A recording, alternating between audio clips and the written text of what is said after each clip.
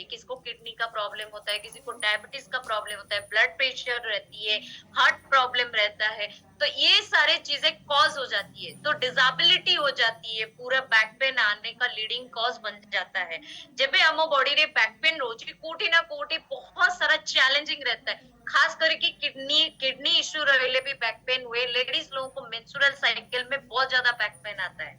क्यों आती है?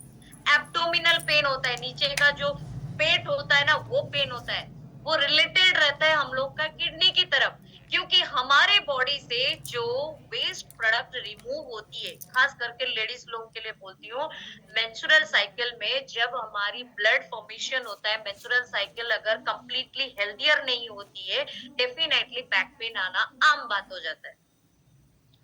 तार गोटे टाइमिंग अच्छी हमें जानिचे 7 डेज होची तार particular time, next 10 days, total 17 days के अंदर अगर हम लोग को पीरियड्स नहीं आता है, या फिर हम लोग को 7 डेज से 5 डेज, मिनिमम 5 डेज अगर फ्लो अच्छी तरीके से नहीं होता है, फ्लो भी ऐसा होना चाहिए जो कि ब्लड जो फॉर्मेशन होता है क्लीन होना चाहिए, क्लियर होना चाहिए,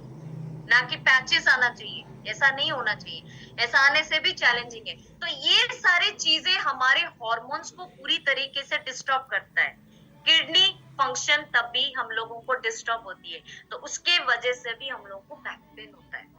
राइट। तो ये सारे चैलेंजिंग हम लोग को ओवरकम कैसे करना है मैं आपको आगे चल के बताऊंगी। तो नेक पेन सर्विकल पार्ट जो C1 C2 C3 C4 हम लोग बोलते हैं, middle back pain thoracic T1 to T12 तक रहता है, lower back pain lumbar L1 L2 L3 L4, कम से कम कॉमन चीजें आप लोग नोटिस करे रहेंगे, किसका हड्डी अगर पेन होता है तो L1 पार्ट को ही पेन होता है, राइट। टेल